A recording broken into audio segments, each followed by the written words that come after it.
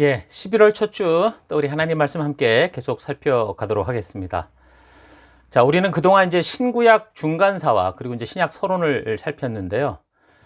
지난주에 신약 서론 나눔에서 예수님이 오심으로 이제 우리가 알게 된 것에 대해서 여러 가지로 살폈는데, 이 새 언약의 시대를 사는 우리가 이제 예수님의 오심에 대해서 감사하고 감격하고 구원을 즐거워하기 전에 구약의 여러 선지자들을 통해, 특히 이제 그 예레미야 선지자들을 통해 이렇게 분명하게 예언하시고 약속하셨던 것처럼 새 언약의 주인공이신 예수님을 그 보내신 분이 누구인지, 왜 보내셨는지를 먼저 생각할 수 있어야 됩니다.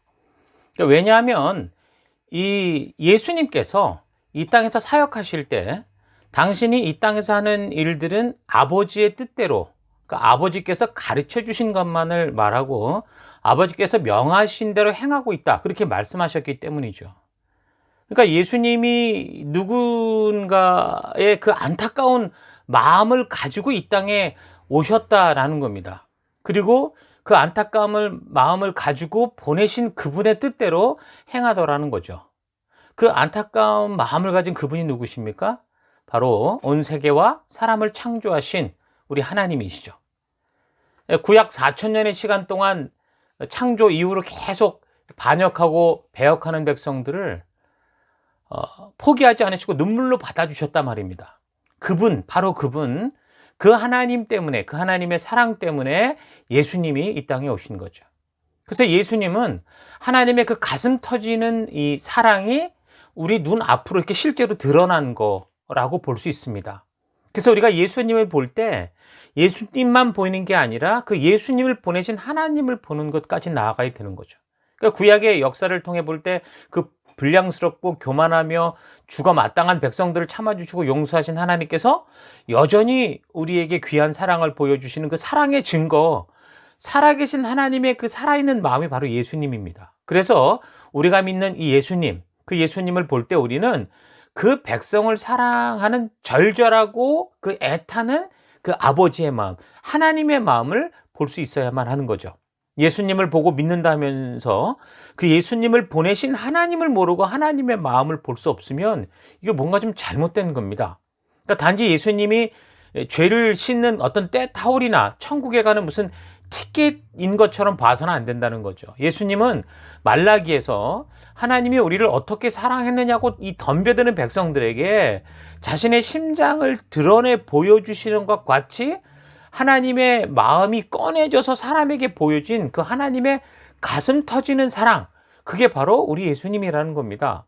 그래서 내가 예수님을 믿는 것은 내 스스로 뭘 잘하거나 또 내 노력의 어떤 그 결과가 아니라 전적으로 하나님께서 가슴 터지는 사랑으로 나를 먼저 사랑해 주심으로 말미암는 선물이다 라는 걸 우리가 알아야 되는 거죠. 그러니까 믿음은 선물입니다. 그래서 결국 믿음이란 구원받는 방법을 의미하는 게 아니라 누구를 믿느냐 하는 그 인격적인 관계를 의미하는 겁니다. 그래서 믿음이란 바로 하나님의 사랑이 우리 눈앞에 나타난 예수님, 그 예수님이 이 땅에 오신 하나님의 마음, 그 진심이라는 것을 믿고 우리가 하나님의 자녀됨을 바르게 알아서 하나님과 비로소 사랑의 자리로 나아가는 거, 그게 참된 믿음인 거죠. 그래서 바른 믿음은 하나님과의 관계 속에서 더 깊은 사랑으로 자라져 갈 수 있는 겁니다. 그러니까 믿음은 구원에 이를 수 있는 어떤 방법이 아니라 하나님께서 나를 사랑하심으로 말미암는 인격적 관계의 시작인 겁니다. 그래서 믿음은 어떤 행위로 확인될 수 있는 게 아니고 느낌으로 알 수 있는 것도 아닙니다. 인격적인 관계에 이상이 생기면 그것을 제일 잘 알 수 있는 사람은 자기 자신이잖아요. 사랑하는 사람과의 사이에 이상이 생기면 뭔가 마음이 불편하고 느낌도 정말 찜찜하고 다른 사람들은 다 알지 못한다고 하더라도 당사자는 안다는 겁니다.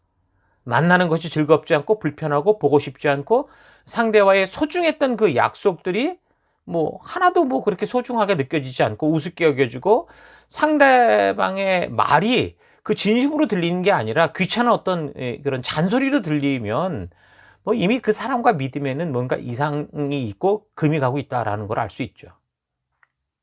그러나 진정한 이 사랑의 관계는 또 한 번의 어떤 실수로 다 끝나고 그러는 건 아니잖아요.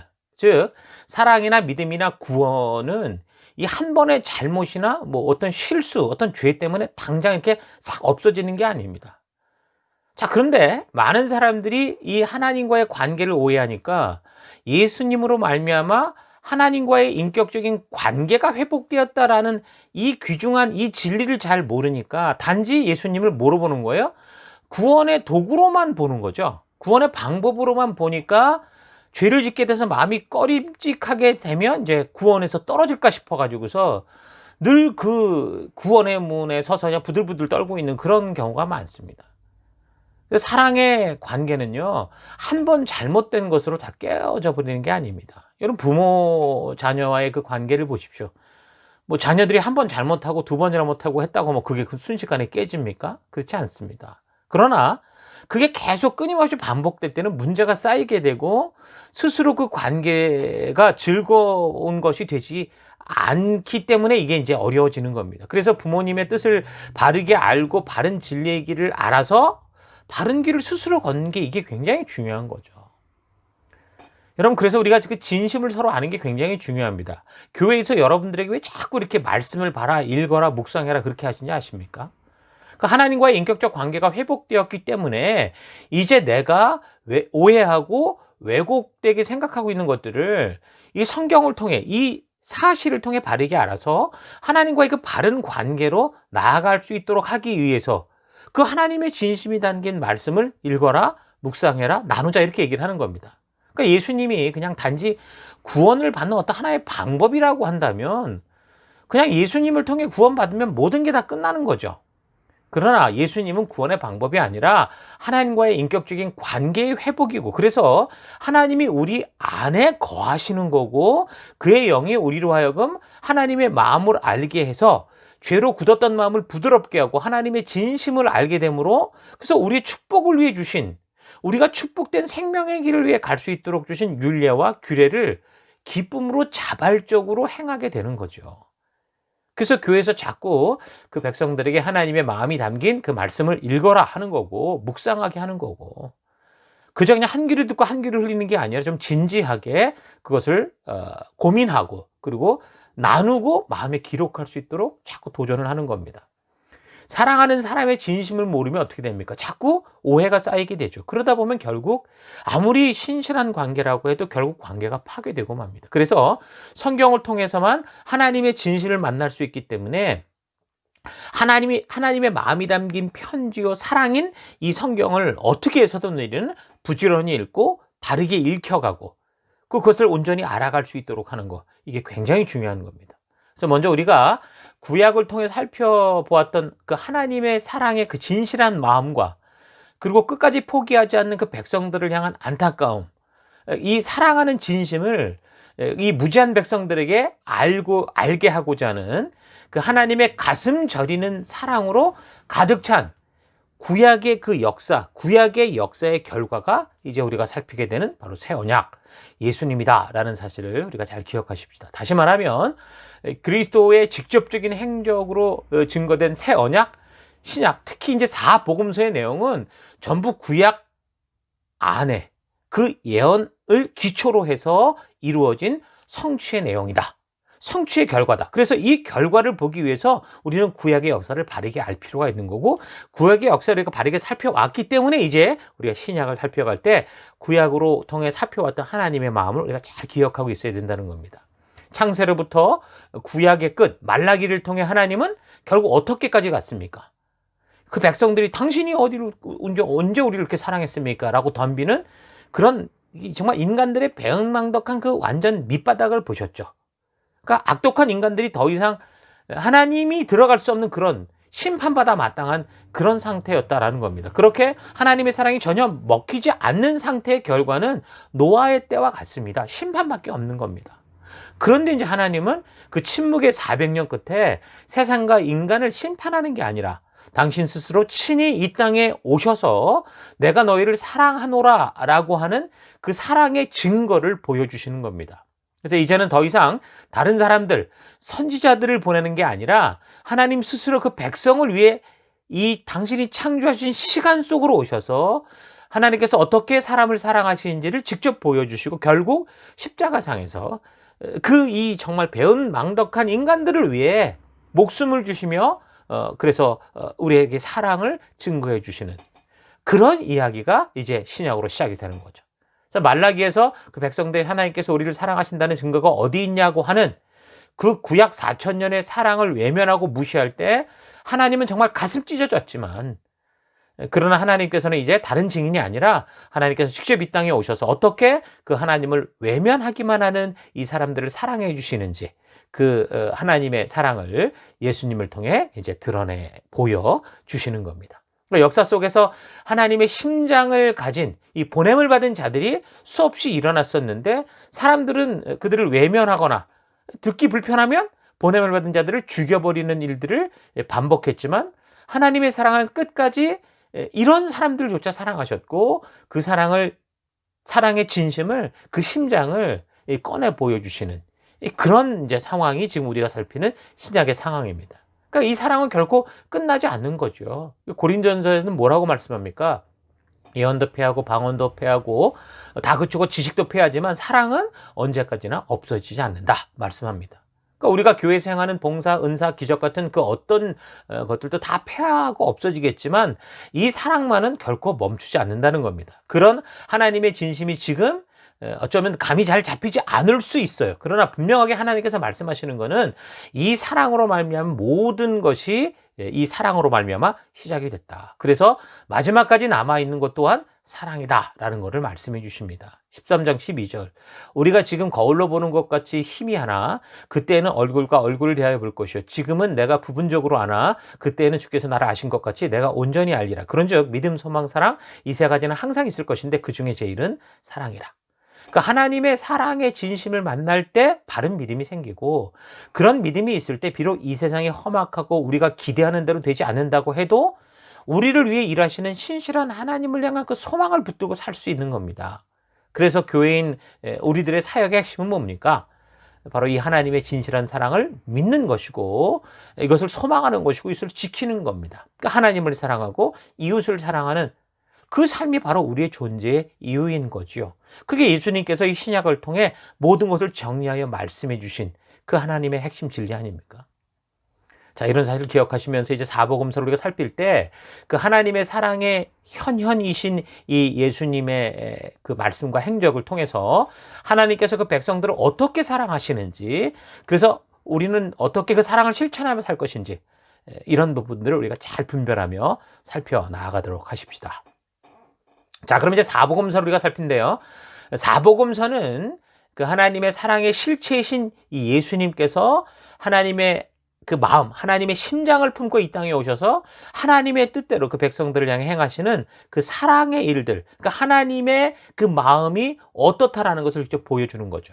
그 당시 강대국들에게 유린당하고 있는 유대인들에게는 이 메시아, 그들이 상상하는 메시아는 그 강한 로마를 다 엎어서 그냥 자기들로 하여금 그 로마처럼 만들 수 있는 그런 워리어 다윗과 같은 용사, 세상을 전복시키고 이스라엘을 회복할 그런 모습으로 올 메시아를 기대하고 있었죠. 그러나 하나님은 예수님을 보내실 때 이 땅에서 가장 천한 곳, 동물들이 먹고 자는 그 마구간을 통해 보내셨습니다.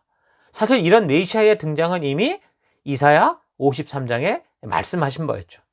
근데 사람들은 자기가 기대하는 메시아, 자기가 원하는 하나님을 어떤 그런 상황을 꿈꾸고 있기 때문에 이미 구약의 예언자들을 통해 세밀하게 보여주신 그 예수님을 보지 못하는 겁니다. 그래서 하나님의 사랑은 이 성경과 역사를 잘 모르면서 부요한 자, 권세 있는 자, 그러니까 자기의 욕심에 가득 찬 자, 그러니까 자기가 꿈꾸는 자들에게는 이게 보이지를 않습니다. 그래서 우리의 죄를 구원하기 위해 오신 예수님은 헬라나 로마 제국의 어떤 왕권을 가지고 권세와 영광을 가지고 뭐 박수 받으며 이렇게 온 게 아니라 아무도 모르는 그런 낮고 천한 모습, 인간 그대로의 모습, 그런 모습으로 우리에게 오셨죠. 그래서 인간의 기대대로가 아니라 하나님의 뜻을 따라 하나님의 때에 오셔서 하나님께서 하게 하신 하나님의 그 일을, 그 뜻을 그대로 행하시는 겁니다. 그러니까 이 사복음서의 기록 목적은 뭡니까? 구약을 통해 예언하셨던 그 메시아가 오셨다라는 겁니다. 바로 그분이 예수님이다. 예수는 그리스도다라는 것을 증거하기 위한 겁니다. 그러니까 사복음서는 구약의 언약대로 오신 메시아를 증거하기 위한 것이 근본 목적이지, 예수님께서 단지 뭐 기적을 베풀고 인간 구속사역이나 뭐 어떤 도덕적인 모본을 보이기 위해서 왔다, 그건 아니죠. 그러니까 예수님이 보여주신 치유와 뭐 귀신을 쫓아내는 이런 기적들은 예수님께서 그리스도다라는 사실을 확증하기 위해 보여진 그런 것일 뿐이라는 거예요.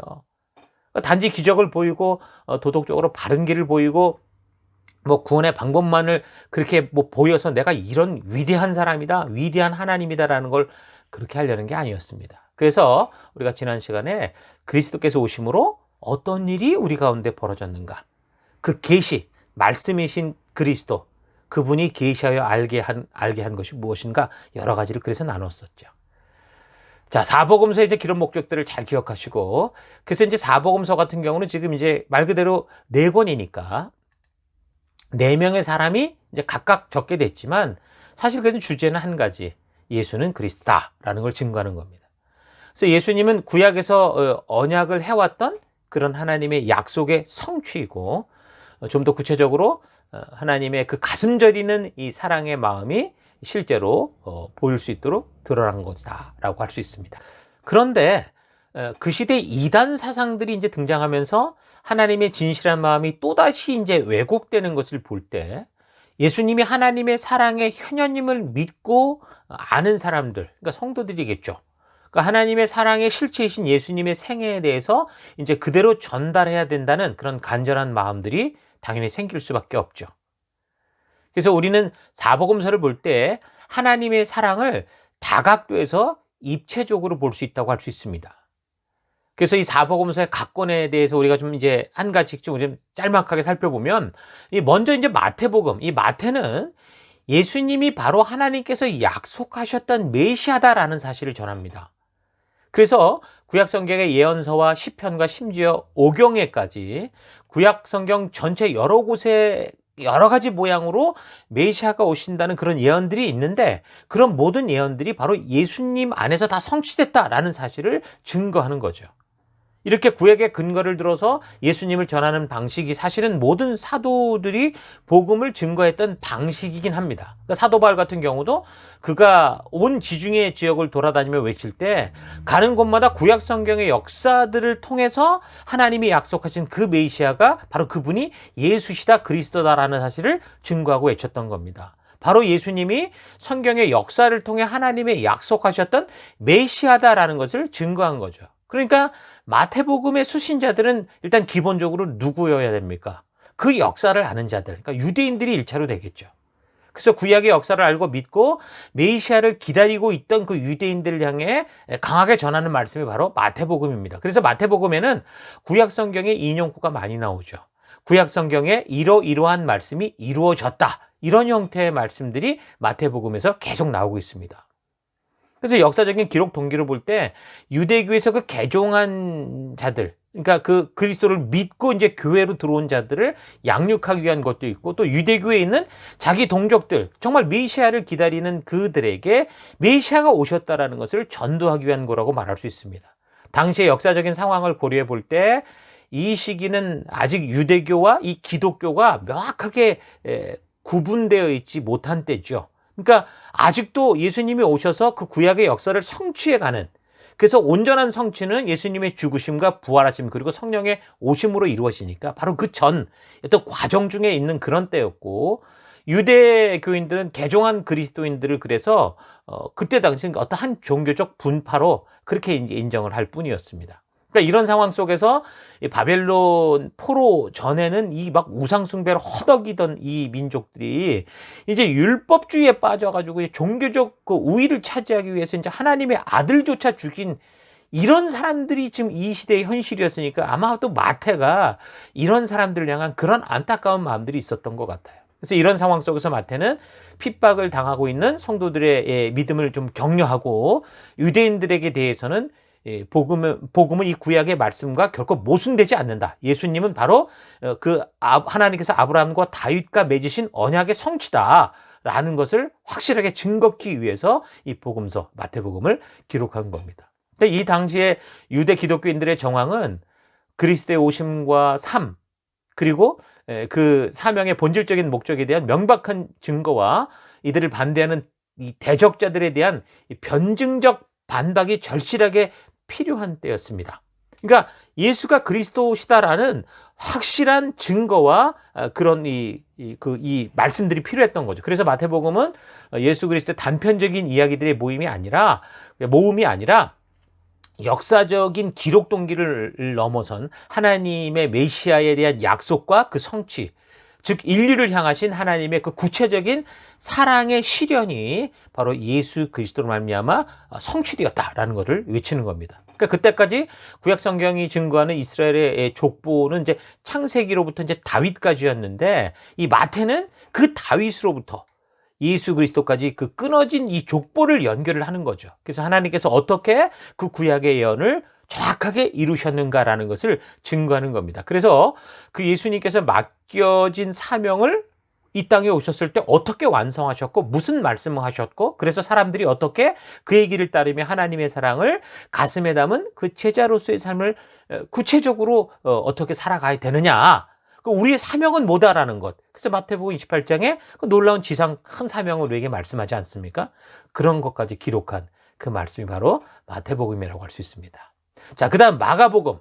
마가복음은 예수님이 정말 이 백성을 사랑하셔서 고난받는 종으로 오신 그 모습에 대해서 소개를 합니다. 흔히 마가복음을 고난의 복음이라고 하는데, 이 마가복음이 기록될 당시 로마의 그 상황은 적어도 그 기독교인들에게, 로마 교회에 있는 기독교인들에게 굉장히 급박한 지경이었습니다. 그러니까 네로 황제의 박해가 이 AD 64년, 그러니까 말도 안 되는 그 이유로 시작이 돼서 결국 그로 인해서 베드로도 또 사도 바울도 순교하게 되잖아요. 그러니까 그런 박해가 이제 시작되면서 성도들은 이제 그 늘 순교의 직면에 있었던 겁니다.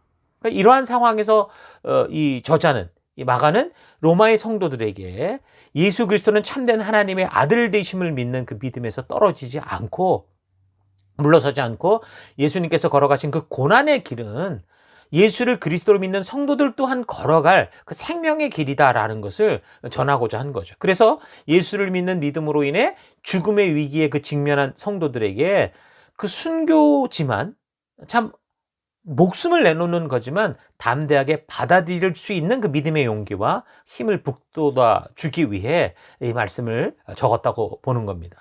이러한 맥락에서 마가는 특히 그리스도의 순환, 예수님이 받았던 그 이 고난에 대해서 많이 강조점을 두거든요. 그래서 실제로 이 마가복음의 그 많은 부분이 예루살렘에서 지내신 그 최후의 순환 주간에 대해서 그 기사가 40% 정도 됩니다, 내용에. 인간을 사랑하시기 위해 이 땅에까지 오셔서 인간의 죄를 대신 짊어지시는 그 백성을 향한 하나님의 그 고귀한 사랑, 심판의 칼을 들고 다 죽이는 게 아니라 당신이 대신 죽어주시는 그 고난을 감당해 주시는 그 진실한 하나님의 그 마음, 그 놀라운 사랑에 초점을 두고 있는 거죠. 그래서 이제 마가의 기록의 3분의 1은 예수님께서 행하신 그런 이적에 대해서 또 적고 있는데, 그 이유는 뭡니까? 이 박해와 고난 가운데 시달리는 기독교인들로 하여금 그 예수님, 우리가 믿는 이 예수님 메시아는 그리스도다라고 하는 그 믿음에서 흔들리지 않고 신앙을 지킬 수 있도록 그 그리스도는 진짜 하나님이셨다라는 것을 알게 하기 위해서 이런 기적에 대한 이런 하나님이 하실 수 있는 그런 일들에 대해서 많이 기록하고 있죠. 그러니까 저들의 믿음의 핵심인 예수님은 참으로 하나님의 아들이셨다라는 것을 확실하게 알리고, 그래서 예수님이 사역 중에 행하신, 그러니까 오직 하나님이시기에 행할 수 있었던 그런 초자연적인 능력들을 어떤 걸 행하셨는가라는 것들을 이렇게 말해주고 있는 겁니다. 그렇게 함으로써 하나님의 구원의 능력에 의심을 가질지도 모를 그 백성들에게 마가는 예수님의 희생을 통한 하나님의 그 귀한 사랑과 이 놀라운 이적의 기사들을 통해서 핍박으로 인한 이 죽음의 위기에 처해 있는 백성들을 하나님께서 눈동자처럼 보호하시고 그들을 당신 품으로 이끄신다라는 걸 알게 함으로 해서 결코 우리가 핍박 속에 허무하게 죽어가는 게 아니라, 우리 어떻게 보면 죽는다면은, 순교한다면 이건 정말 영광스러운 거다, 이런 것들을 알릴 수 있는 그런 복음의 참된 이 진리를 전하는 그런 말씀이 바로 이제 마가복음의 말씀입니다. 자, 그리고 이제 누가복음은 흠없는 인간으로 오신 이 역사적인 실체, 사실이신 예수님의 그 완전한 삶을 말해주고 있습니다. 그러니까 누가는 예수님의 제자가 아니었죠. 마가복음을 적은 마가도 예수님의 제자가 아니었습니다. 마가 요한이라는 이름인데 이 사람은 예수님의 그 제자였던 베드로의 사역을 섬기던 사람입니다. 그래서 아마도 로마 교회를 향해 적은 편지도 어쩌면 베드로의 그런 어떤 마음일 수도 있다라는 생각도 해봅니다. 어쨌든 마가는 베드로를 돕는 사역을 했다면 이 베드로의 설교를 헬라어로 이제 통역하면서 베드로가 전하는 예수님에 관한 모든 것을 아주 상세히 적었던 이제 그것을 전했던 인물이 마가 요한이죠. 근데 지금 우리가 살핀 누가는 의사였거든요. 헬라인이었습니다. 그러니까 사도 바울을 도우면서 역시 예수님의 생애를 아주 세밀하게 이걸 직접적으로 역사적으로 하나씩 다 추적해 보면서 이 역사적인 기록, 이 다큐멘터리 같은 걸 남기게 된 거죠. 그래서 누가복음을 이어서 계속되는 그 예수님의 그 죽으시고 부활하시고 성령에 임하시는, 그러니까 죽으시고 부활하신 이후에, 그러니까 이 복음서의 이 역사 이후에도 계속된 역사, 교회가 왕성하게 서가고 하는 역사들을 적죠. 그게 바로 사도행전이죠. 사도행전도 그래서 누가가 적은 겁니다. 그 사복음서 가운데 그 어느 책도 예수님의 생애를 비롯한 그의 교훈과 행적에 대해서 이 역사적인 조사와 안목에서 그 사건을 기록하지는 않았습니다. 그러나 유독 누가만은 예수 그리스도를 역사적인 시각으로 조명하려고 노력을 했죠. 그는 그래서 예수님의 어린 시절이나 공생의 이전의 생활에 대해서도 아무런 언급하지도 않았지만 예수님의 공생의 기간 동안 복음을 전파하는 중요한 사건들과 그런 이 사실들, 즉 신앙의 역사적인 근거들에 대해서 이제 신뢰할 만한 자료들을 제공하기 위해서 그가 이제 그런 것들 모든 것을 조사하고 기록하고 적게 된 거죠. 그는 단순히 예수 그리스도의 탄생 기사에서 시작하지 않고 구약의 역사 이야기는 바로 세례 요한의 그 출생 예고로부터 그렇게 시작을 합니다. 그리고 그는 예수님의 부활에서 복음서를 끝맺는 게 아니라 예수님의 승천의 이야기까지 이야기를 분명하게 적어가고 있죠. 그러니까 누가의 기록 의도와 목적은 예수 그리스도의 일생을 역사적 사실로 조명하려는 데 있었습니다. 그래서 누가는 최초의 교회 역사가다 그렇게 이제 불려왔는데 이 사람의 그 역사적 안목은 편협한 어떤 자기 주관적 어떤 생각과 틀을 가지고 뭐 복음서를 저술한 게 아니라 역사적 사실 그대로 스스로 고증해서 전달하고자 했던 것을 볼 수 있죠. 그는 이 책을 통해서 이 누가복음을 통해서 구약의 하나님의 역사가 바로 예수 그리스도를 통해 어떻게 진짜 역사적으로 실제적으로 이루어졌는가라는 것을 그 사실을 제공해 주고 있습니다. 한마디로 이 책의 목적은 예수가 그리스도다라고 하는 확고한 복음에 대한 역사적 사실성을 전달하는 거죠. 그래서 AD 32년에 이 사도 바울이 회심을 하게 되거든요. 그러고 나서 그 사람은 모든 삶이 전도자의 삶이었습니다. 선교자의 삶이었습니다. 1차, 2차, 3차, 그러니까 전도 여행을 계속 이제 우리가 살펴가겠지만 그렇게 다니면서 나중에 AD 58년에는 예루살렘에 갔었을 때 유대인들에게 붙잡히거든요. 그래서 결국에는 가이사랴 이 감옥에 잡혀 있다가 그러다가 나중에 이제 이 로마로 가는 그런 과정이 있었는데 이제 그런 이 역사적 과정 속에 아마도 누가를 통해서 이런 자기가 알고 있었던 그런 이런 내용들을 다 이렇게 전하는 그런 시기였다고 봅니다. 그래서 누가는 이 사람이 원래 2차 전도 여행 때, 바울의 2차 전도 여행 때 마케도니아로 넘어가기 위해서 도착을 했었던 그 드로아라는 데서 그 사도 바울을 만나고 합류했거든요. 그게 AD 51년경입니다. 그동안 그래서 같이 이제 동행하면서 사도 바울을 통해 듣고 배운 예수님의 행적에 대해 조사하고 그리고 이제 확인한 것들을 적어서 이렇게 기록하게 된 거죠. 요즘도 많은 사람들이 성경을 무슨 신화나 전설인 것처럼 그렇게 아는 경우가 많은데 여러분 늘 말하지만 성경은요 역사적 사실입니다. 하나님께서 어떻게 이 인류를 사랑해 오셨고 일해 오셨는지 그 확실한 증거를 알리는 그 역사가 바로 성경이다라는 거 여러분 꼭 잊지 마시기 바랍니다. 자, 그 다음은 요한복음이죠. 이 요한은 예수님이 하나님의 사랑의 실체로 드러난 그 아들이다라는 이 사실을 전해주고 있습니다. 그러니까 예수님은 하나님의 사랑의 실체인데 그분이 바로 삼위일체 하나님이시다라는 것을 알게 하는 거죠. 우리가 지금까지 구약을 살피고 다루었듯이 하나님의 사랑의 실체가 예수님이다라는 이 사실을 확고하게 말해주고 있습니다. 그리스도이신 예수님은 하나님의 아들이시고 모든 사람은 오직 그를 믿음으로써 영원한 생명을 얻을 수 있다라는 이 진리를 사람들에게 전합니다. 특이한 거는 성도들을 가르치기 위해서 이 복음서를 기록한 어떤 누가복음과는 좀 대조적으로 타겟이 어떤 이 헬라 기독교인 이런 정도가 아니라 불신자를 염두에 둔 그런 이 글이라고 볼 수 있습니다. 그러니까 마태가 유대인을 위해서 이 구약의 예언이 어떻게 예수님을 통해서 성취됐냐라는 걸 기록했다면 누가나 마가 같은 경우는 비유대인들, 그러니까 비유대계 기독교인들을 의식하고 그들을 향해 이 글들을 편지를 보냈다고 하면 요한 같은 경우 빛과 생명, 떡과 물, 진리와 비진리 등과 같은 이 보편적인 이 개념들을 복음의 조명 아래서 투영시켜서 복음으로 해석을 해서 주로 비신자들이 하나님을 모르는 자, 예수님을 모르는 자들이 이 복음을 듣고 그분이 하나님의 아들이구나라는 걸 알 수 있도록 그렇게 썼다는 거죠. 그래서 보통 마테마가 누가복음은 공관복음, 그러니까 같은 관점에서 적었다고 그래서 믿는 자들로 하여금 사명에 어떤 집중하게 하는 어떤 그런 역할을 한다고 보면 요한복음 같은 경우는 믿는 자들이 결국 존재해야 되는 이유인 죽어가는 영혼들을 향한 관심, 이 사람을, 이 인간들을 향한 하나님의 그 진심, 그 사랑을 실제적으로 보여주는 거라고 볼 수 있습니다. 그래서 요한 사도가 적은 성경에는 유난히 하나님의 사랑, 이 사랑에 대해서 많이 언급을 합니다. 그래서 사랑은 요한 사도가 전하는 가장 중요한 대표적인 그의 메시지의 핵심입니다. 우리는 교회사적으로 로마서가 가장 중요한 것인 것처럼 구원을 강조할 땐 그렇게 생각을 하지만 그러나 그것이 단지 구원의 입구, 어떻게 구원을 받았다, 구원이란 뭐다라는 것을 말해주는 것일 뿐이고 사실 사도 요한이 전하는 이 요한복음서, 이 서신서, 이거 주제인 사랑, 이게 정말 가장 중요한 복음의 완성이고 복음의 핵심이라고 할 수 있죠. 이 사랑으로부터 모든 게 시작됐다라는 것을 말해주고 있는 겁니다. 그래서 성경의 기록자들 중에 유독 요한만이 하나님은 사랑이다라는 것을 강조해서 말하고 있습니다.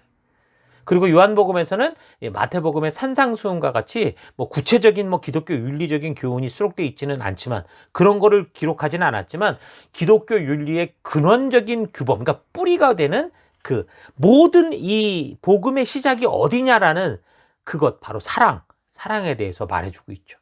요한은 어쩌면 제자들 중에 그 마지막 끝까지 살아남았잖아요. 마지막 끝까지 살아남아서 예수님의 탄생으로부터 마지막 그 부활 승천하는 자리까지 그가 보한 증인이었고 그 예수님의 그 이 전하는 말씀을 들었던 증인이잖아요. 그리고 그 말씀 그대로 이 초대교회가 어떻게 성장해 가는가 하는 그 과정을 그가 다 봤단 말입니다. 그래서 결국 그 예수님을 통해 보여주시고자 하셨던 하나님의 그 사랑, 예수님이 말씀하셨던 그 말씀이 실제로 이루어지는 그런 것들을 분명히 성령을 통해 그 교회가 세워가는 하나님이 말씀하신 대로 이루어져가는 것을 보는 증인으로서 그가 이런 말씀을 적게 되는 겁니다. 그래서 그는 모든 복음의 시작과 완성이 되는 그 바로 하나님의 사랑, 그 사랑을 전하는 그런 사도가 되는 거죠. 자, 이렇게 각 복음서에는 이제 한 가지 예수님은 하나님의 사랑의 실체였다라는 그 이야기를 하고 있습니다.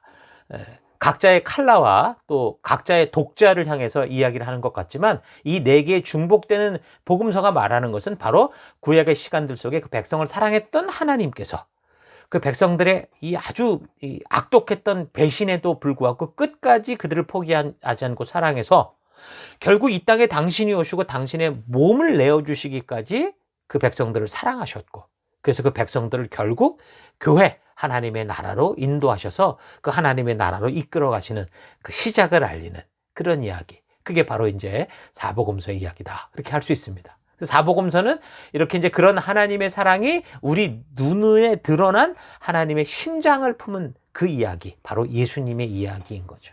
그래서 자꾸 말하지만 예수님을 안다고 하면서 하나님의 이 사랑을 말하지 못하면 이건 가짜입니다. 우리가 예수님을 자세히 보고 예수님의 말씀에 집중하면 바로 그 예수님께서 하나님 그 사랑과 그 진심으로 우리를 인도하는 것을 우리가 볼 수 있기 때문입니다. 자, 그럼 그런 안타까운 마음을 가지고 이 땅에 오신 예수님의 행적이 그럼 어떠했는가라는 걸 살펴나갈 건데, 우리는 이 복음서 하나하나를 이렇게 다 따로따로 살펴가는 게 아니라 지금 전체를 살폈던 것처럼 이 큰 개요를 놓고 그다음에 이제 예수님이 행하셨던 이 행적의 역사적인 순서를 따라 살펴감으로 해서 이 사복음서의 역사를 마치게 될 겁니다. 여러분들이 또 이 말씀들을 부지런히 읽고 특히 이런 가이드를 통해서 우리가 복음서를 읽어갈 때 큰 그림을 가지고 그 진리들을 잘 깨달아갈 수 있도록 성령 하나님께서 직접 여러분에게 말씀하실 수 있도록 준비하는 그런 시간들로 되어 살펴갔으면 좋겠습니다. 자, 그러면 우리가 뭐 항상 말하지만 성경을 좀 더 바르게 우리가 읽고 들을 때 바르게 이해하려면 그 관련된 좀 지리들을 좀 파악을 해야 됩니다. 이게 지금 어디서 무슨 얘기를 하고 뭐 이 동네가 저 동네인지 저 동네가 이 동네인지 이게 모르고 얘기를 하면 전혀 파악이 되질 않습니다. 그래서 우리가 성경을 읽을 때 항상 기본적으로 이 관련된 지리를 파악하고 있는 건 아주 이거는 기초적인 그런 이 준비 자세라는 거 잊지 마십시오. 그래서 먼저 공간적인 부분으로 이제 복음서에 자주 언급되는 지명 관련된 지도를 좀 우리가 기억할 필요가 있는데요. 화면을 보는 것처럼 크게 북쪽의 이 갈릴리 호수 근처가 이제 갈릴리 지역이고, 남쪽의 사해 옆에가 이제 유대 지역이고, 그리고 그 중간이 사마리아 지역이죠. 그리고 유대 지역 밑에가 이두메, 그러니까 에돔 지역입니다. 그리고 이제 요단강 이 사해 왼쪽이 지금 이 예루살렘이었다면 그 반대쪽이 베레아 지역이고요. 그리고 갈릴리 호수 북쪽으로 올라가서 오른쪽이 드라고닛, 그리고 그 위쪽, 더 훨씬 북쪽이 이두레, 그리고 이제 드라고닛 밑으로 이제 데가볼리라는 지역이 있습니다. 자, 이런 큰 지역의 지명을 대충 여러분 기억을 하셔야 됩니다. 그리고 이제 염두에 두어야 될 이제 지명으로는 이 갈릴리 호수 위쪽이 이제 가버나움이고요. 거기서 내려오면서 이제 가나, 예수님이 이제 물로 포도주를 만드는, 그리고 이제 나사렛, 예수님이 자라신 곳, 그리고 이제 사마리아 지역의 수가, 그리고 유대 지역으로 내려오면서 이제 예루살렘, 바로 그 밑에 베들레헴, 이런 건 이제 기본적으로 우리가 알고 있어야죠. 그리고 이제 세례 요한이 세례를 주면서 주로 사역했던 그 베레아 지역의 장소가 바로 사회 위쪽. 그러니까 예수님께서 요한에게 세례받았던 그 장소도 어디쯤이다라는 걸 여러분이 기억을 해 두셔야 됩니다. 그러니까 예수님이 세례를 받은 장소는 잘 보면 이 출애굽 당시 그 여호수아의 군대가 건너오기 전에 있었던 그곳과 비슷한 거죠. 자, 그리고 이제 갈릴리 호수에서 이 사해까지 이제 직선 거리를 놓고 보면 한 100km, 105km 정도가 되는데, 지금 화면에 나와 있는 지도를 잘 보면요, 각 도시마다 직선 거리가 얼마큼이다라는 게 나와 있으니까 여러분 잘 참고하시면서 활용하시기 바랍니다. 자, 우리가 신약을 살펴가며 적어도 이런 정도의 지리에 관한 지식은 우리가 알아야, 그래야 이제 성경을 읽으면서, 신약을 읽으면서, 이 복음서를 읽으면서 더 이해에 도움이 될 겁니다. 자, 그리고 오른쪽 아래의 이제 그림은 이스라엘의 지형을 동서로 이렇게 끊어서 본 단면도인데, 잘 보면 갈릴리 호수나 사해가 지중해보다 훨씬 낮은 곳에 위치해 있다라는 걸 여러분 알게 될 겁니다. 자, 그리고 이 올라오는 표는 이스라엘을 남북으로 잘라놓은 단면도인데, 우리나라 백두산이 2744m거든요. 해발 고도가. 한라산이 1947m. 근데 이제 이스라엘보다 북쪽에 있는 헐몬산 같은 경우는 2814m입니다. 그러니까 굉장히 높은 고지대라고 볼 수 있겠죠. 그러니까 백두산보다 높은 그런 산이 이제 헐몬산이고요. 그리고 이제 이곳 헐몬산에서 요단강이 시작이 되는데, 이 강이 구불구불 흘러가는 사행천이 이 요단강이거든요.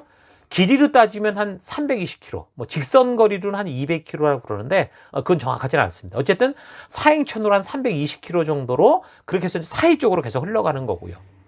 이 강폭은 넓은 곳은 27m, 30m까지 되는데, 좁은 데는 무슨 이렇게 조그만 이게 몇 미터 되지 않는 그런 데죠.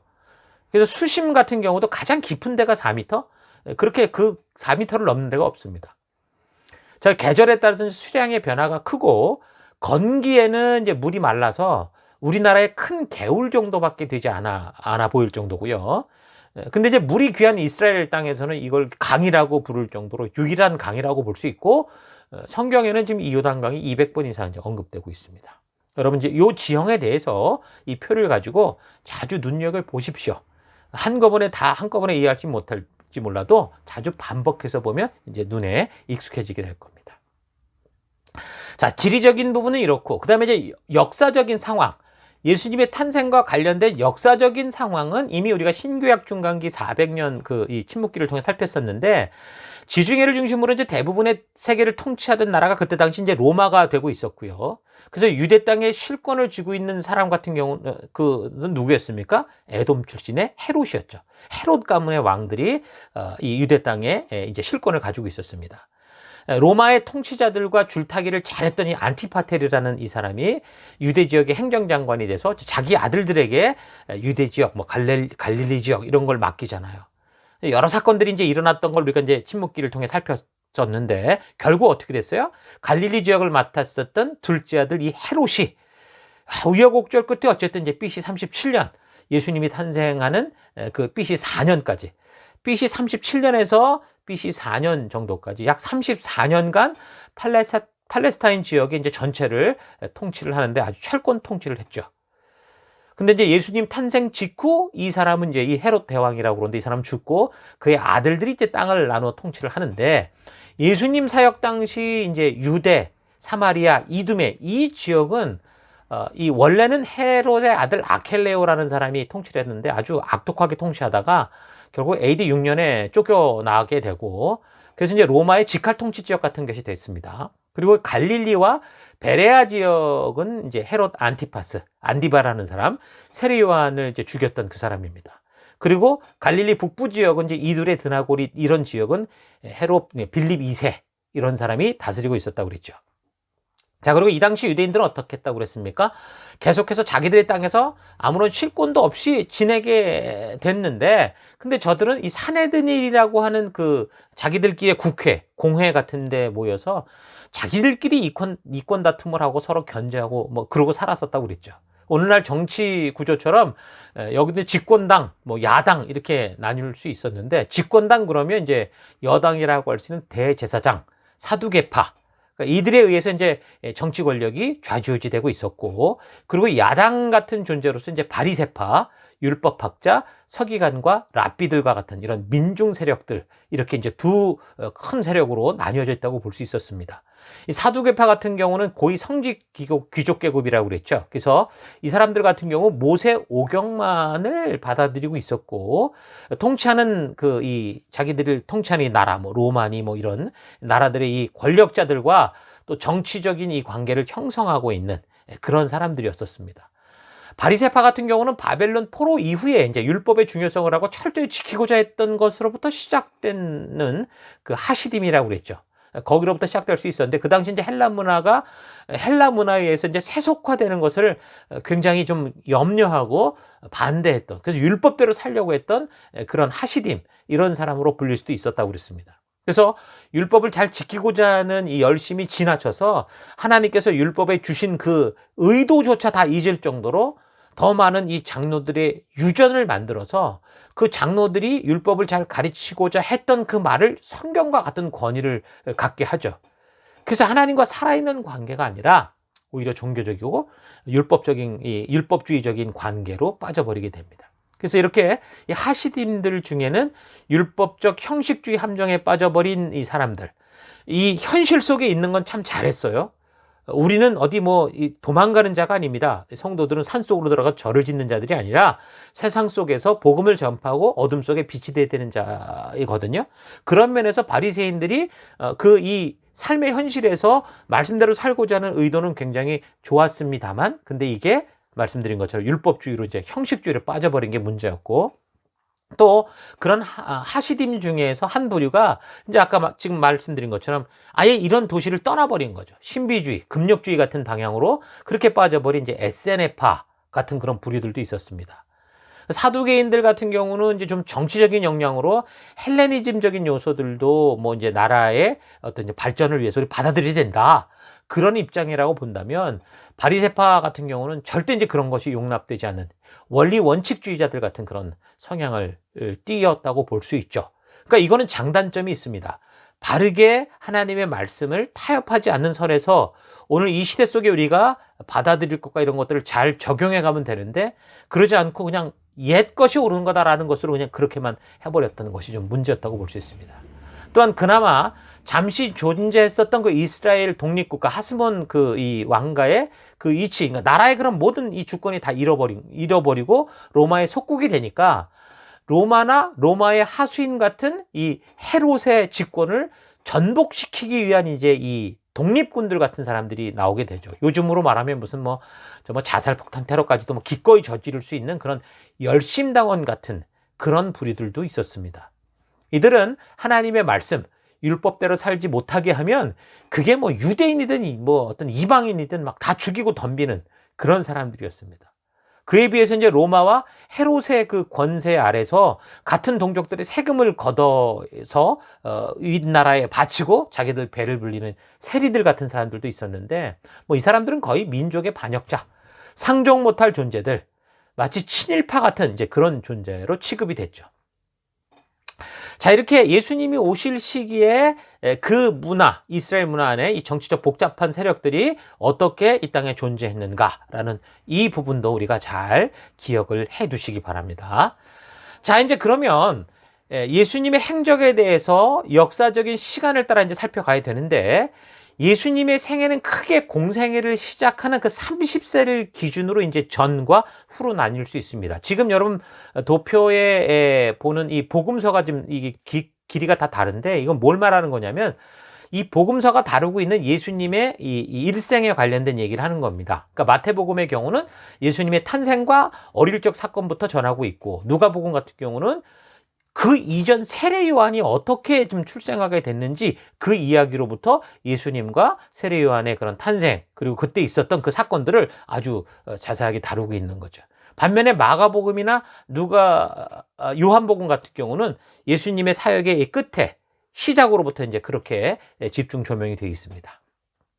자, 그럼 먼저 예수님의 생애 중에서 우리가 먼저 예수님의 탄생과 성장에 관련된 그 부분을 살펴보면 이제 가브리엘 천사가 나사렛의 그 마리아와 요셉을 찾아서 예수님에 대한 동정녀 수태에 대해서 이제 알려주게 되는 거죠.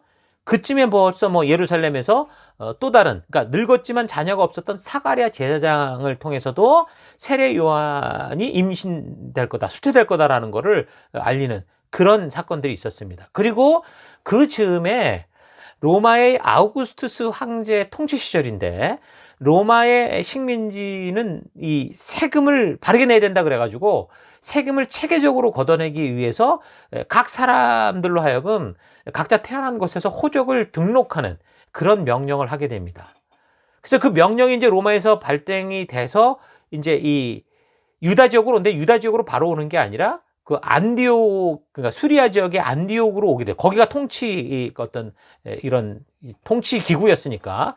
그래서 거기 이제 누가 같은 경우는 거기에 구레뇨라는 그 수리아 총독 때 이게 시행됐다. 그렇게 적고 있거든요. 누가복음 2장에. 근데 그렇게 되면 좀 말이 안 되는 게 그때가 AD 6년경입니다. 그러면 이제 말이 되질 않죠. AD 6년경이면 예수님이 벌써 태어나신 후라는 건데. 그래서 다른 자료들을 이제 참고해 보고 본문을 또 연구하는 분들의 얘기를 잘 보면 BC 6년, AD가 아니라 BC 6년에서 4년 그경 정도에 이제 그 정도에 예수님이 탄생했다라는 거 우리가 이제 알 수 있다고 했습니다. 그래서 그렇게 예수님의 탄생 바로 전 시기에 예수님의 부모들인 요셉과 마리아가 인구 조사를 위해서 나사렛에서 이제 고향인 베들레헴으로 이제 가게 된 거죠. 이 상황은 하나님께서 말라기 선지자를 통해 예언하셨던 그 일들이 성취되는 그 성취 이제 시작이 되는 겁니다. 그래서 그렇게 요셉과 마리아가 그 황제의 명을 따라 호적을 하러 베들레헴에 도착했을 때 예수님이 탄생하시게 되는 거죠. 그래서 요셉과 마리아가 이제 율법에 정한 이 명한 대로 처음 태어나는 남자애들은 다 하나님 것으로 구별하는 이 정결 예식을 성전에서 할 수 있도록 했습니다. 그래서 그것을 위해서 예루살렘으로 올라가서 정결 예식을 하게 되는 거죠. 그리고 또 이 천사의 소식을 따라서 헤롯 왕을 피해서 이집트로 이제 피신을 하게 됩니다. 그리고 이제 헤롯 왕이 죽은, 그러니까 BC 4년경 이후겠죠. 그 다음에 이제 갈릴리 지역의 나사렛으로 돌아가는 그런 이제 시간으로 흘러가게 됩니다.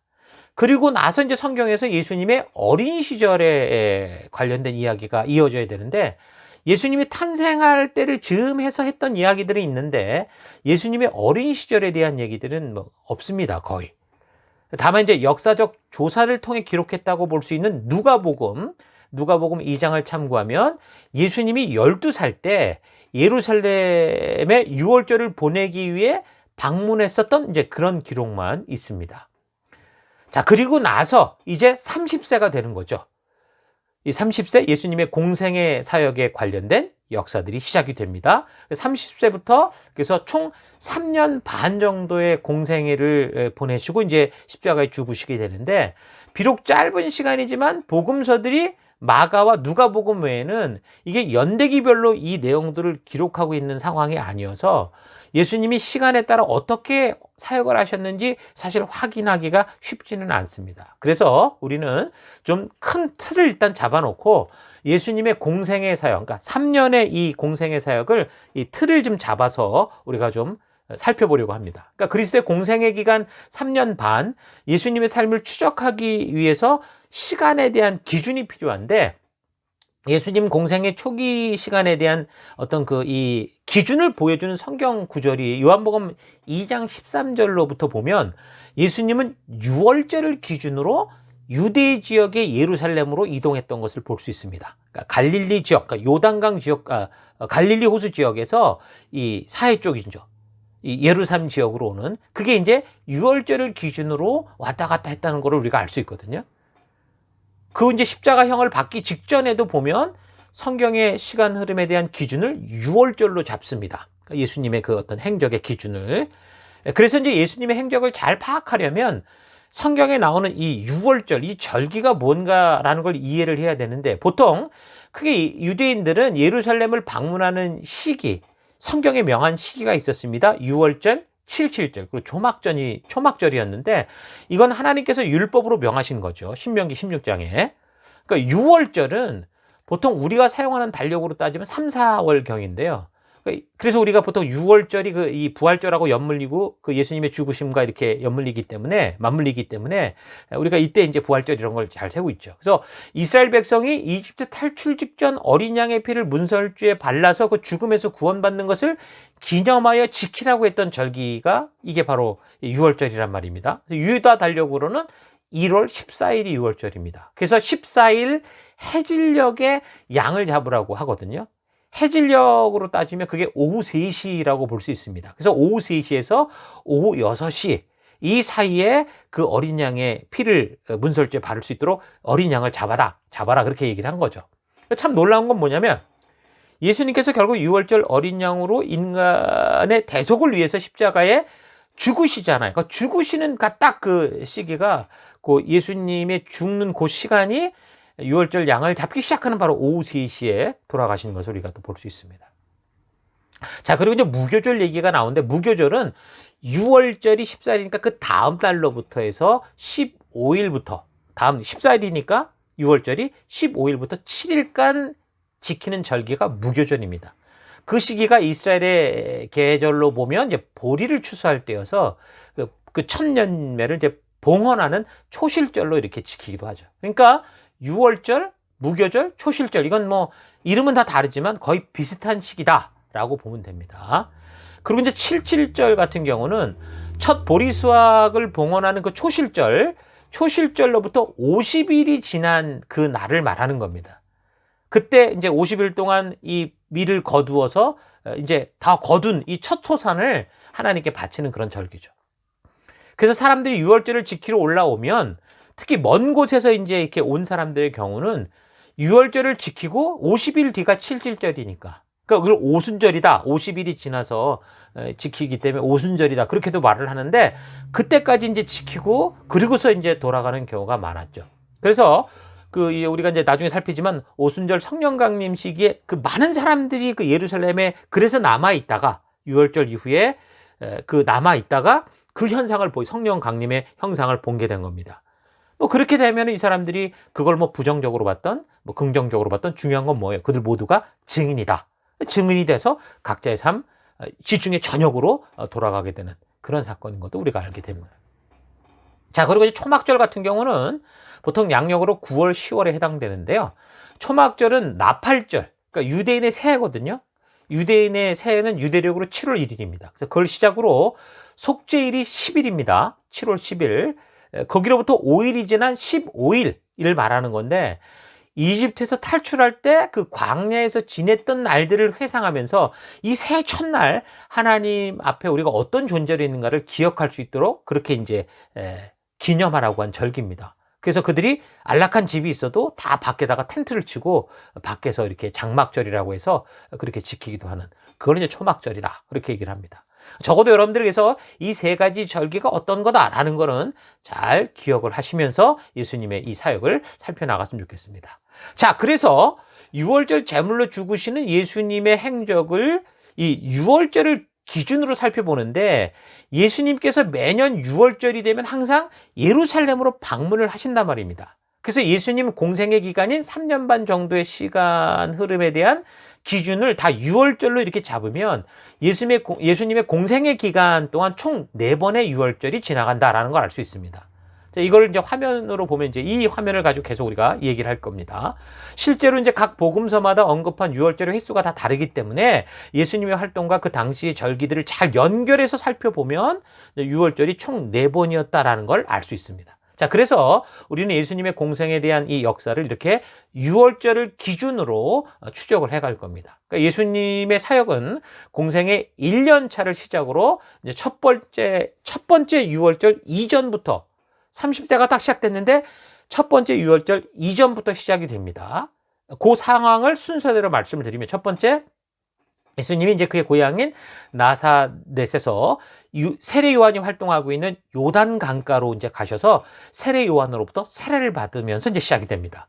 그리고 세례를 받은 예수님은 성령의 이끌림을 받아서 유대 광야로 들어가시죠. 그래서 거기서 40일 동안 금식을 하신 후에 마귀에게 시험을 받으시고 승리하십니다.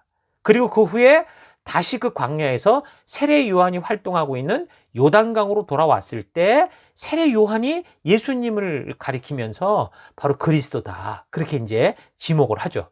그래서 이제 그런 이야기를 듣고 예수님을 따르는 제자들이 생기게 됩니다. 그래서 예수님은 5명의 제자, 안드레, 요한, 베드로, 빌립, 나다나엘, 이 사람을 만나시게 되는 거죠. 그리고 이제 예수님께서 이 사람들과 함께 갈릴리 지역으로 올라가십니다. 그래서 거기서 이제 가나 혼인잔치 집에서 물을 포도주로 만드는 그 첫 이적을 그렇게 베푸시고 난 후에 갈릴리 바다 위쪽 북쪽에 있었던 가버나움으로 이동을 하시죠. 보통 이제 여기가 예수님의 갈릴리 지역 복음 전파의 어떤 전진기지다 그렇게 볼 수 있습니다. 그래서 이제 가버나움에 며칠 머무시다가 이제 드디어 이제 첫 번째 유월절, 예수님 공생의 첫 번째 유월절이 얼마 남지 않았기 때문에 제자들과 다시 예루살렘으로 오시게 되는 거. 여기까지가 지금 이 첫 유월절 이전에, 그러니까 공생의 1년차를 시작하기 전에 활동하셨던 그런 예수님의 행적이라고 볼 수 있습니다. 자, 오늘 여기까지 살핀 건데, 오늘 우리는 이 신약의 역사를 살펴갈 수 있는 이 사복음서의 역사적인 배경에 대해서 전반적으로 살폈고, 그리고 예수님의 탄생과 관련된 예수님 공생의 시작의 첫 부분에 대해서 살펴봤습니다. 앞으로 이제 4번에 걸쳐서 복음서의 역사, 예수님의 행적을 살펴갈 거니까 오늘 나눈 이 내용들을 파워포인트 자료를 통해서 뭐 지리적인 거나 또 역사적인 상황들을 잘 숙지해 두실 수 있기를 바랍니다. 자, 정리를 하면 예수님은 세상을 발칵 뒤집어 엎으면서 요란하게 이 땅에 오시지 않았습니다. 그러나 결코 그것은 비밀이 아니었고 온 세상에 드러난 비밀이어서 누구든 믿음으로 그분을 하나님의 사랑의 실체여 유일한 구원자이심을 믿고 하나님의 자녀가 될 수 있도록 공연한 비밀로 오픈이 되는 거죠. 하지만 이게 너무 쉬워서 누구나 믿고 가질 수 있기에 이 사실을 수많은 사람들이 믿지를 않았습니다. 하나님은 우리에게 복잡한 사랑, 엄격한 규칙, 그런 율법 지키 이런 걸 원하는 게 아닙니다. 진정한 사랑의 관계는 그렇게 복잡하지 않습니다. 부모님께서 왜 우리 자녀들을 그렇게 목숨 바쳐 사랑하는지 설명할 수 없지만 복잡하진 않아요.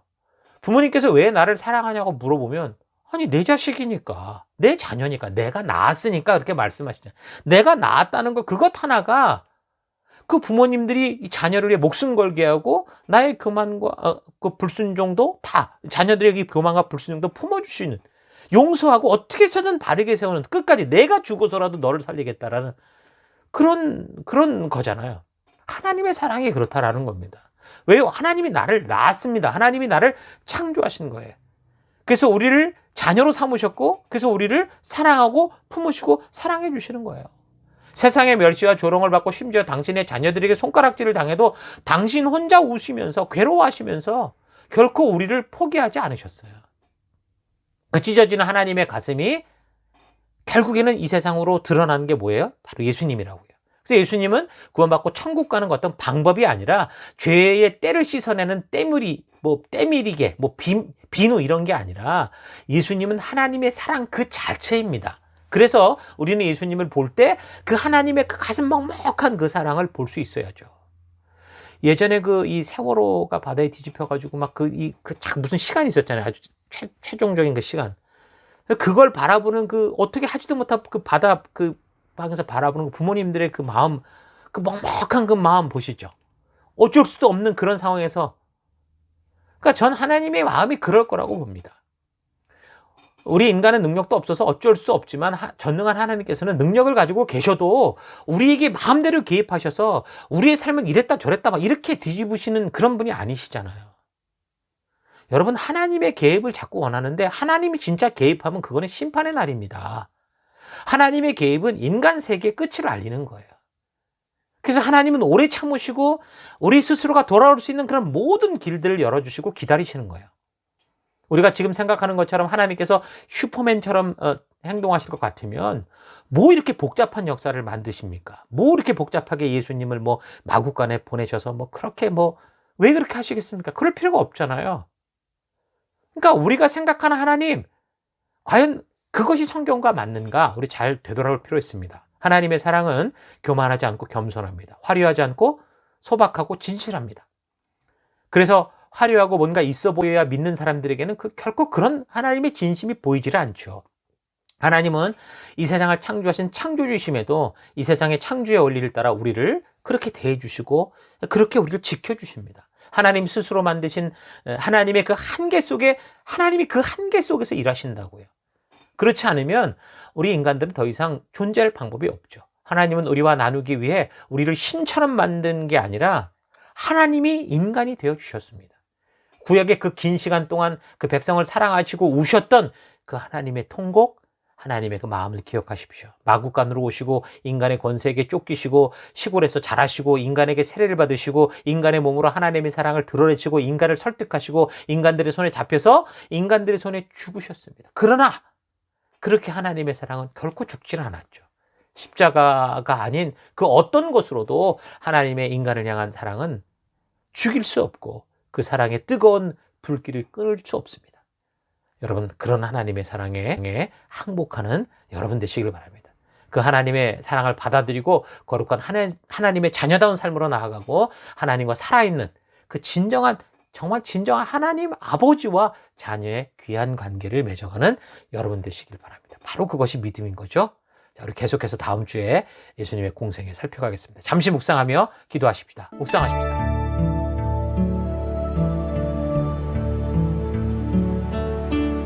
예수님은 살아있는 하나님의 마음이고 하나님의 뜨거운 심정입니다. 그래서 예수님을 통해 하나님의 그 뜨거운 사랑을 보지 못한다면 우리는 참된 복음을 이해하지 못하는 거죠. 하나님의 사랑을 바르게 이해하지 못하면 우리는 예수님을 구원의 어떤 도구, 방법으로만 알게 됩니다. 예수님은 하나님께서 우리와 진정한 관계 가운데 나아가기 원한다는 하나님의 외침입니다. 왜 나의 믿음과 구원이 그렇게도 요동치고 흔들립니까? 예수님을 통해 그런 하나님의 진심을 만나지 못했고 예수님을 단지 구원의 방법, 축복의 방법으로만 만나서 그렇습니다. 여러분, 예수님을 통해 하나님의 진심을 만날 수 있는 여러분들 되시길 바랍니다. 예수님의 생애를 살펴가면서 정말 우리가 이 말씀을 통해 이 역사 속에 있는 예수님의 말씀 속에 있는 그 하나님의 진실한 가슴을, 진실한 진정함을 우리가 만날 수 있기를 바랍니다. 그런 날들이 우리가 말씀을 바르게 살핀다면 반드시 올 겁니다. 하나님의 말씀 속에서 그 하나님의 진심을 만나서 우리도 하나님의 가슴으로 울고 우리에게 맡겨주신 영혼들을 예수님처럼 성실하게 섬기고 하나님의 진심을 품은 사람으로 그렇게 세워가다가 뭐 언제 어떻게 우리가 죽을지 모르지만 그 죽음의 때가 온다면 비겁하게 뭐 핑계대고 변명하면서 구걸하는 인생이 아니라, 목숨 구걸하는 인생이 아니라 기꺼이 그 십자가를 지고 내 목숨 아닌 이 다른 이들의 생명을 위해 죽을 수 있는 그런 사람으로 기꺼이 우리가 하나님께 나아가는 그런 결단을 가지고 살아가십시다. 이 시간 우리 잠시 기도할 때 그런 결단을 가지고 기도하기 원합니다. 이 시간 기도할 때 하나님, 예수님을 구원의 방법, 축복의 도구로 생각했던 것을 회개합니다. 이제 예수님을 통해 하나님의 진심을 만나 귀한 아버지와 자녀로서의 건강한 관계를 이루어갈 것을 결단합니다. 나의 조그만 성취를 통해 교만했던 것을 회개하고 철저히 겸손하게 남을 섬기는 자로 살아가기 원합니다. 죽음의 순간이 올 때 하나님 목숨을 구걸하는 인생이 아니라 나보다 남을 먼저 살리며 기꺼이 죽을 수 있는 예수님 닮은 그런 삶으로 내가 나아가기 원합니다. 이 새 언약의 성취이신 우리 예수님을 통해 하나님의 진심을 보는 내가 되기 원합니다. 우리 다 같이 2, 3분간 기도하겠습니다. 기도하십시다.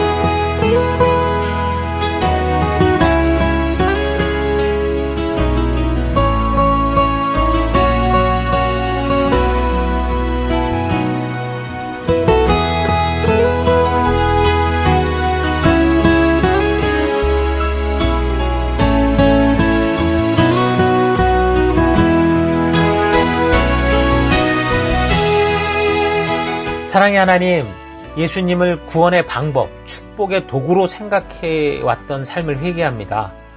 이제 예수님을 통해 하나님의 진심을 만나서 하나님 정말 귀한 아버지와 정말 소중한 자녀로서의 그런 건강한 관계 속에 하나님의 믿음의 길을 걷는 내가 되기 원합니다.